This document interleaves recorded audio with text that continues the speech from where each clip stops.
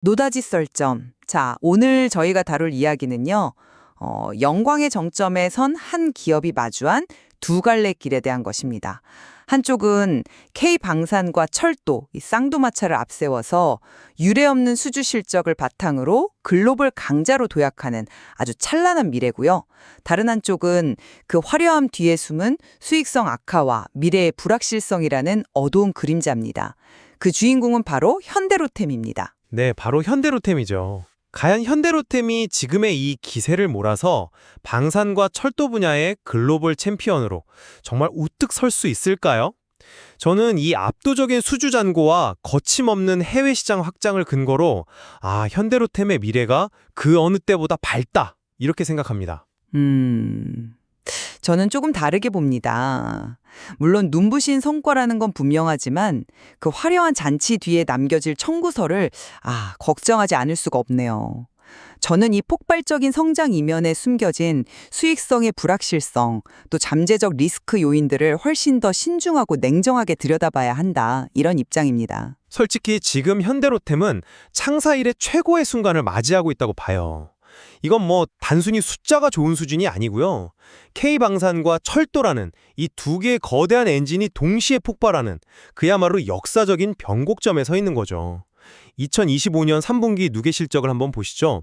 매출은 전년 동기 대비 44% 증가한 4조 2,134억 원, 영업이익은 무려 150%나 폭증한 7,382억 원입니다. 이야, 150%요? 네, 이 자체로도 대단하지만 진짜 이야기는 사실 미래에 있습니다. 앞으로 몇 년치 일감을 쌓아둔 수주 잔고가 무려 29조 6천억 원에 달합니다. 특히 폴란드 K2 전차 2차 계약, 이거 하나로 9조 원이 넘는 실적을 확보하면서 방산 부문의 성장 기반은 이제 누구도 의심할 수 없는 상수가 됐습니다. 여기에 오랫동안 아픈 손가락이었던 레일 솔루션 부문마저도 대만, 미국, 보스턴 등에서 5조 원 넘게 수주하면서 18조 원의 잔고를 쌓았어요. 과거의 부진을 완벽히 털어낼 준비를 마친 겁니다. 다목적 무인 차량이나 항공우주 발사체 같은 미래 먹거리 투자까지 생각하면 지금의 상승세는 거대한 흐름의 시작일 뿐이라고 봅니다. 그 화려한 숫자들을 저는 조금 다른 각도에서 해석해 보겠습니다. 이게 바로 성장의 함정일 수 있다는 겁니다. 매출액이라는 그 멋진 헤드라인에 가려졌지만 실제로 손에 쥐는 이익은 줄어들고 있다는 위험 신호가 이미 나타나고 있거든요. 당장 3분기 방산 부문만 봐도 매출이 저렇게 크게 늘었는데 왜 마진율은 오히려 감소했을까요? 첫 해외 수출이었던 폴란드 1차 계약에서 예상치 못했던 비용들이 초기에 반영됐고 여기에 마진 구조가 전혀 다른 2차 계약 물량이 섞이면서 전체적인 이익률이 희석된 겁니다. 수주 잔고가 아무리 많아도 결국 이익이 남지 않는 장사라면 속빈 강정일 뿐이죠. 철도 사업도 마찬가지입니다. 이제 좋아질 거라고 말씀하시지만 과거 국내에선 최저가 입찰 경쟁에 시달리고 해외에선 중국의 저가 공세에 밀려서 울며 겨자 먹기로 적자 수주를 했던 경험이 있지 않습니까? 네, 그 저마진 사업들이 여전히 매출로 인식되면서 재무제표에 부담을 주고 있습니다. 새로운 고마진 사업하고 낡은 저마진 사업이 뒤섞여 있어서 이 만전한 체질 개선을 확인하려면 상당한 시간이 필요할 거다. 저는 그렇게 봅니다. 상대적으로 비중은 적지만 에코플랜트 부문의 수주 잔고가 줄어들고 있다는 점도 사소하게 넘길 문제는 아니라고 보고요. 방산 부문의 수익성 우려는 조금 과도하다고 생각해요. 폴란드 1차 계약은 첫 수출이었기에 일종의 수업료를 낸 측면이 있죠. 이제는 완전히 달라졌습니다. 현대로템은 폴란드를 발판 삼아 이미 글로벌 영토 확장에 성공적으로 나서고 있습니다. 작년에 UAE와 사우디아라비아에서 K2 전차의 혹독한 시험 운영을 성공적으로 마쳤고요. 내년 상반기면 중동의 그 고온과 모래바람을 견뎌내는 중동형 K2 전차 개발이 완료됩니다. 특히 이라크 시장을 주목해야 하는데요. 이라크는 미국산 M1 전차를 운용하고 있는데 미국이 MRO, 즉 유지보수 지원을 제대로 해주지 않으면서 안보에 공백이 생기고 있어요. 전차는 판의 순간 끝이 아니거든요. 수십 년간 부품을 공급하고 정비를 해줘야 하는 어떻게 보면 군사형 구독 경제와 같아요. 현대로템은 바로 그 틈새를 정확히 파고들고 있는 겁니다. 그 이라크 MRO 말씀은 정말 흥미로운 지적이네요. 그 부분은 저도 몰랐던 사실입니다. 하지만 그게 중동 전체 시장을 낙관할 근거가 되기엔 좀 부족하지 않을까요? 당장 사우디만 해도 최근 미국 에이브람스 전차 300대 도입을 추진한다는 소식이 들려왔습니다. 이건 명백한 위협 신호죠. 물론 현대로템 측에서는 에이브람스의 연간 생산량이 60대에서 80대 수준이라 영향이 제한적일 거라고 하지만 글쎄요. 세계 최강의 방산대국인 미국과의 정면 승부가 결코 만만할 리 없습니다. 단순히 성능이나 가격 문제가 아닌 외교와 국력까지 겨루는 싸움이니까요. 바로 그 지점에서 현대로템의 가장 강력한 무기가 빛을 발합니다. 바로 속도입니다. 압도적인 납기 경쟁력 말이죠. 유럽의 대표 주자인 독일 라인메탈의 레오파르트 전차, 2022년에 노르웨이와 계약했는데 초도 물량 납품이 2030년에나 가능하다고 합니다. 무려 8년이 걸리는 거예요. 8년이요? 네, 지금처럼 국제 정세가 급박하게 돌아가는 상황에서 누가 8년을 기다리겠습니까? 반면 현대로템은 이미 폴란드 1차 물량 180대를 성공적으로 납품했고 2차 계약 물량까지 2030년 이전에 공급이 가능합니다. 이 속도전에서는 경쟁 상대가 아예 없다고 봐도 무방합니다. 생산 능력, 즉 캐파에 대한 우려도 마찬가지예요. 2024년에 이미 15% 증설했고 2028년까지 계속해서 라인을 늘릴 견해집니다. 주문이 더 들어와도 얼마든지 소화할 수 있는 체력을 갖추고 있는 거죠. 그 압도적인 납기, 저도 인정합니다. 정말 대단한 경쟁력이죠. 하지만 그 속도를 위해서 무엇을 희생하고 있는지도 좀 봐야 합니다. 폴란드 2차 계약부터 현지 조립 비중이 생기는데 이게 단순히 비용 문제를 넘어서 장기적인 마진 하락으로 이어질 수 있다는 점은 어떻게 보십니까? 물론 2차 계약에서는 전체 물량 중 일부만 현지에서 조립하고 용역대금 비중도 2에서 3% 수준으로 미미하다고는 합니다. 하지만 3차, 4차 계약으로 넘어가면 현지화 비중이 최종적으로 10에서 15%까지 늘어날 수 있어요. 이건 장기적으로 수익성을 깎아먹는 요인이 될 수밖에 없습니다. 더 큰 문제는 해보지 않은 일에 대한 리스크입니다. 2차 계약에는 기존에 없던 개조 개발과 계열형 전차 개발이 포함됩니다. 이런 새로운 기술 개발에는 항상 예상치 못한 비용과 시간이라는 위험이 따르기 마련이거든요.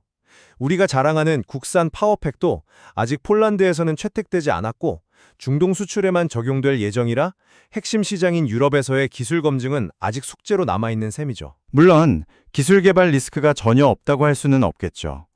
하지만 그건 성장을 위한 필수적인 투자라고 봐야 합니다. 현지화 역시 단순한 비용 증가가 아니라 폴란드와의 장기적인 파트너십을 구축하고 유럽 시장에 깊숙이 뿌리내리기 위한 전략적 선택이라고 보고요. 방산 부문에서 수익성 관리가 얼마나 어려운지에 대해 말씀해 주셨는데 사실 그 문제는 철도 부문이 오랫동안 겪어온 고질병과도 맞닿아 있는 것 같습니다. 이제 이 철도 부문이 과연 과거의 부진을 털고 완전한 턴어라운드를 할 수 있을지 이야기해보죠. 저는 충분히 가능하다고 봅니다. 글쎄요, 철도 부문이 흑자로 돌아선다는 희망은 몇 년째 계속되어 온 이야기입니다. 방산과 달리 철도는 훨씬 더 복잡한 변수가 많아 보입니다. 말씀하신 대로 과거의 고질병을 완전히 치유했다고 보기엔 아직 좀 이른 시점 아닐까요? 아닙니다. 지금은 환경 자체가 완전히 달라졌습니다. 미중 무역 갈등이 현대로템에게는 그야말로 신의 한 수가 되고 있어요. 과거에 가격만 앞세워서 시장을 교란하던 중국 업체들이 미국과 유럽 시장에서 사실상 퇴출당하고 있습니다. 현대로템이 그 반사이익을 톡톡히 누리면서 이제 저가 경쟁의 늪에서 벗어나 기술력으로 제대로 승부할 수 있는 판이 열린 겁니다. 이건 단순히 일시적인 호재가 아니라 글로벌 철도 시장의 판도가 바뀌는 구조적인 변화입니다. 반사이익이 있다는 점은 저도 동의합니다. 분명 기회 요인이죠. 하지만 그것만으로 과거의 족쇄를 모두 끌어낼 수 있을까요? 이제 적자는 없다고 자신하지만 과거의 저가로 수주했던, 그러니까 마진이 아주 좋지 않은 프로젝트들이 매출로 인식되는 기간이 아직도 꽤 남아 있습니다. 재무제표를 보면 새로운 고수익 사업의 이익과 과거 저수익 사업의 손실이 뒤섞여서 나타날 수밖에 없어요. 시청자 여러분이 재무제표상에서 뚜렷한 개선세를 눈으로 확인하기까지는 제 생각에 상당한 시간이 걸릴 거란 이야기입니다. 그 기간 동안 시장의 신뢰를 계속 유지할 수 있을지가 관건이죠. 그건 과거의 관점이라고 생각합니다. 과거에 저마진 사업이 일부 남아있는 건 사실이지만 이제는 수주 전략 자체가 180도 바뀌었습니다. 최근에 수주한 모로코나 우즈베키스탄 사업은 마진율이 상당히 좋습니다. 과거처럼 국내에서 출혈 경쟁을 하지 않고 수익성이 확보되지 않으면 아예 입찰에 참여조차 하지 않는다는 원칙을 세웠어요. 이것이 적자는 발생하지 않을 것이라는 자신감의 진짜 근거입니다. 그리고 결정적으로 내년 상반기에 발표돼 뉴욕 메트로 사업이 남아 있습니다. 1차 사업 규모만 4조 원이 넘는 그야말로 초대형 프로젝트입니다. 아, 그 뉴욕권이 있었죠? 네, 만약 여기서 수주에 성공한다면 현대로템은 그냥 좋은 회사가 아니라 선진 시장의 핵심 공급자로서 위상이 완전히 달라질 겁니다. 과거 다른 사업에서 경쟁사보다 비싼 가격을 제시하고도 기술력과 신뢰도를 인정받아 선정된 경험이 이미 있습니다. 충분히 해볼 만한 싸움입니다. 뉴욕 프로젝트가 장밋빛 미래를 보장하는 티켓은 아니라고 봅니다. 그건 희망사항에 가깝죠. 4조 원짜리 사업에 세계 유수의 모든 선진 업체들이 전부 달려들 겁니다. 그야말로 별들의 전쟁이 예상되는데 수주를 장담하기는 너무 이릅니다. 그리고 수익성을 위해 국내 시장을 사실상 포기하는 전략도 저는 좀 우려스럽습니다. 국내에서는 여전히 최저가 입찰 제도가 유지되고 있어 마진 확보가 어렵다는 이유로 입찰을 기피하고 있지 않습니까? 안정적인 내수 시장이라는 든든한 기반을 스스로 포기하는 것과 같습니다. 이렇게 되면 변동성이 큰 해외 사업이 혹시라도 흔들릴 경우 충격을 흡수해줄 완충지대가 없다는 리스크에 더 크게 노출될 수밖에 없습니다. 현대로템은 방산두문에서 역사적인 수주를 기반으로 폭발적인 성장의 궤도에 올랐습니다. 압도적인 납기 능력과 중동 같은 신시장 개척으로 그 미래는 의심할 여지가 없습니다. 철도 부문 역시 미중 갈등이라는 우호적인 환경 속에서 수익성 위주의 수주 전략으로 완벽한 턴어라운드의 기회를 잡았으며 뉴욕 프로젝트를 통해 글로벌 플레이어로서의 입지를 확실히 굳힐 것입니다. 지금의 모습은 거대한 잠재력의 일부에 불과합니다. 화려한 수주 실적 이면에는 미국과의 경쟁 심화, 해보지 않은 기술 개발에 대한 리스크, 그리고 폴란드 현지화에 따른 장기적인 수익성 훼손 가능성 등 결코 무시할 수 없는 불확실성이 분명히 존재합니다. 방산 부문의 높은 이익률을 앞으로도 꾸준히 지켜낼 수 있을지, 그리고 과거의 저마진 사업이라는 무거운 짐을 안고 있는 철도 부문의 완전한 턴어라운드를 숫자로 증명하기까지는 아직 넘어야 할 산이 많아 보입니다. 현대로템이 유례없는 기회를 맞이한 것은 양쪽 모두 동의하는 것 같습니다. 다만 그 기회를 발판 삼아 진정한 글로벌 강자로 도약할 것인지 아니면 그 과정에서 나타나는 수많은 도전에 부딪히게 될 것인지에 대해서는 시각이 엇갈리네요. 시청자 여러분께서도 현대로템의 여정을 지속적으로 지켜보실 필요가 있겠습니다.